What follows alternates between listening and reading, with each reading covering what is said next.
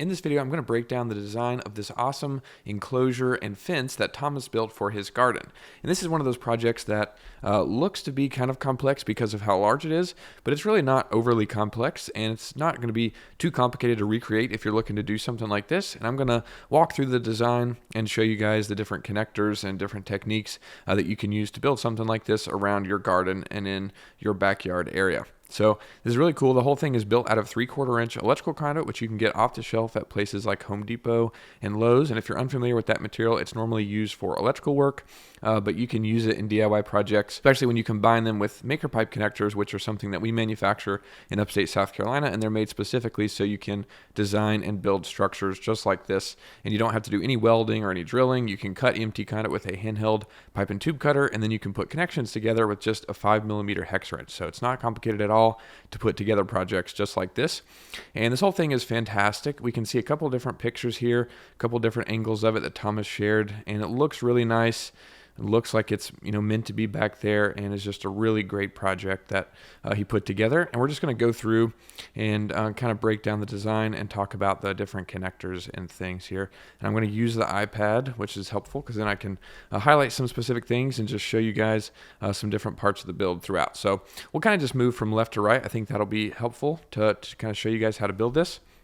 Essentially, this is a vertical on the end here, on the end of the garden bed, and he has this nice kind of wooden elevated edge around the whole garden, which is extremely helpful because he kind of just built off of that, and he secured the conduit to those baseboards with some electrical hanger straps, which are not too expensive and work great for this kind of thing. And those are securing the EMT conduit all along the bottom of the whole structure, and that's how those are secured there. So essentially you got those two verticals, and then he's using a maker pipe connector known as the 90-degree connector to create these corner connections here on this side. He's got 4 of those on this side, and that just joins 3 pieces of conduit together. You've got the verticals that are running through the connector, as we've highlighted there, and then you also have these horizontal pieces that are going from one side to the other, as you can see there. And so essentially those are the other pieces of conduit coming out of one side of the 90, and then you've got these other pieces of conduit that are coming out the other side of the 90 to go all the way down the frame, which we'll keep highlighting in a second. But essentially that just keeps moving down. Same thing over there on this side as well. And then essentially, before we move on, we can highlight a couple other things he's got here. He used the maker pipe T connector, which just joins 2 pieces of conduit together. He attached it to the horizontal going from one side to the other, and then added this vertical brace that runs down to the other horizontal there on the side. And essentially, that's how he created this outer wall on the left side. And then he used that same technique for adding vertical supports pretty much throughout the frame to support the horizontal pieces of conduit going down, as we can see here in a few different places. And then he's got this horizontal span extending all the way down there. And I imagine if this is over 10 foot, it looks like it's over 10 foot, somewhere along this horizontal piece, and all 4 of these pieces, probably had to break these up and add one of the maker pipe couplings somewhere just to get the desired dimension. So I imagine somewhere along this he did that. I don't see exactly where he put those, but you almost have to because you can only find EMT conduit in 10-foot sticks. So somewhere along the line he added some couplings to be able to extend this and get the dimensions he was after. But then we can see these other braces, as I was talking about with the T connectors here. He's got a few more of those throughout the frame. And that's pretty much the fencing area around the garden itself. And then we can go over here and we can kind of see the enclosure, and I'll come back to this gate here in a second. I guess I'll go ahead and finish this off where this goes. Let's see, it goes all the way down to here, and then this one goes all the way down to there. And I guess I can kind of go ahead and show you the frame of the door. So essentially it's just a T connector there, and then it looks like a vertical post going down. That horizontal grabs on to that T connector, and then there is a vertical piece of conduit that goes all the way down from the top of the frame up here, all the way through the T, all the way down, and then to a T connector down here. And then that's pretty much how he made that L-shaped frame here for the door. And then the door basically just is made to fit just inside of that frame. It's actually just a gate down here that uses 4 T connectors, 1, 2, 3, 4, and just made a 2-dimensional rectangle that it just goes between these T connectors here and then just fits inside of the frame, the door frame there. And that's how he did that. Pretty easy to do. Then he's utilizing some of the 3D printed hinges from Northwoods Engineered that we sell on the website. And those work great for projects like this. And that's pretty much how he made the gate to get into the fencing area. And then essentially that is the main part of the fence with the gate and everything. And then we can also see here that he's got this awesome enclosure around some blueberry bushes back here in this area. And essentially how he did that, it looks like there is an angled piece of conduit coming from underneath the roof eave there. So what I imagine, we don't really get a close-up picture of that, but I would imagine there's an adjustable angle flange mounted in different places underneath the roof eave that goes up and then secures there at an angle.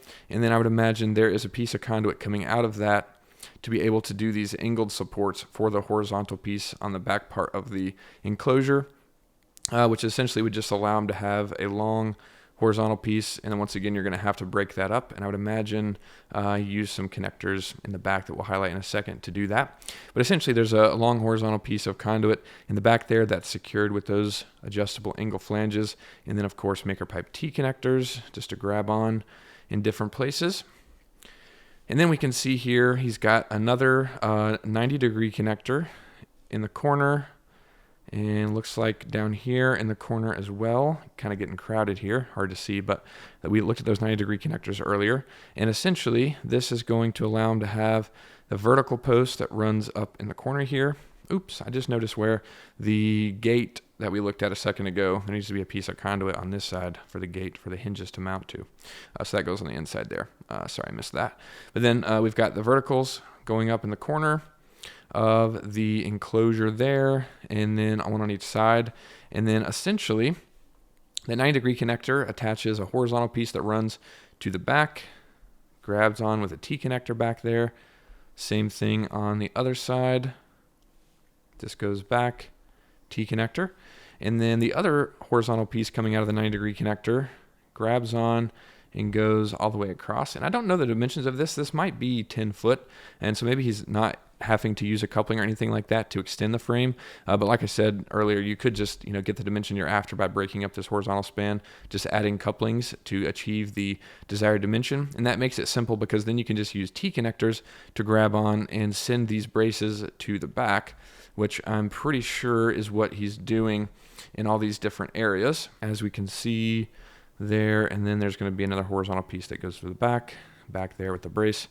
And then all we have left is the door frame here, which we can see. And the door frame extends out to the 90-degree connector that we saw in the corner. It goes all the way down. And then we've got a, let's see, T connector brace again here. And then we've got the same kind of thing done to make the door frame. So T connector, T connector, T connector, T connector. And that just created this rectangular frame that he could frame out the door with. And then we can see about halfway up, or I guess not halfway, but above where the door is, he's got another T, and then a cross piece. And then just like we saw with the other door, it's essentially just a frame. Oh, that's a terrible line. Essentially just a frame that fits inside, or a door that fits inside of this existing frame with just the two vertical pieces, the two horizontal pieces connected with T connector in the corners to make that two-dimensional rectangle. Once again, attached to the gate, and the door is attached to the enclosure with those hinges from Billy from Northwoods Engineered. And then I think that's pretty much it, because this piece of conduit should extend all the way to the end there. And then, like I said, I'm sure he had to add couplings to get that length. You could also swap some of these out for T connectors if you wanted to kind of combine the coupling and the T connector. You could use a 180 up here for these different things, but it kind of just depends on how you want to design it. If you want more connectors, which makes it a little less complicated, or you can combine it all in one connector and you just kind of have to factor in your measurements a little bit more and kind of plan things out a little bit more. But either way works just fine and you'll get the similar result. And that's pretty much it for the whole enclosure frame. The whole thing is finished, and we can see here, it looks like a lot of connectors, but it's not really too complex of a structure if you just break it down and just kind of evaluate the shapes and different things. But then all that's really left is secure securing the frame to the baseboards, which, like I said, you use the electrical hanger straps that you can get off the shelf. Really inexpensive and work great for attaching conduit to flat surfaces like this. And then we can see the enclosure netting that's secured to the framework, and it looks like it's just some off-the-shelf standard netting that you can find, made for, like chicken pins and things like that. And then looks like it's just zip tied to the frame. I can see a bunch of little, black strands sticking off. So I imagine those are zip ties holding on the enclosure material all the way around.